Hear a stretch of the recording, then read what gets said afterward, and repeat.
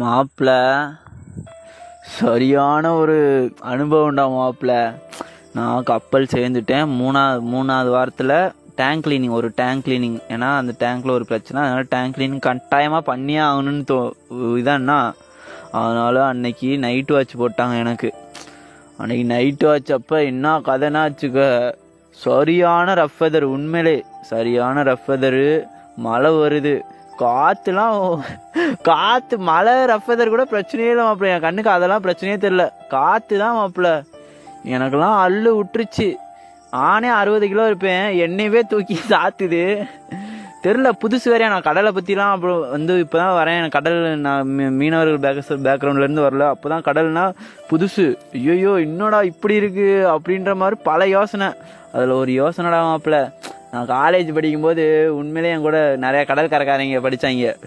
அவங்கள வம்புழுத்துட்டு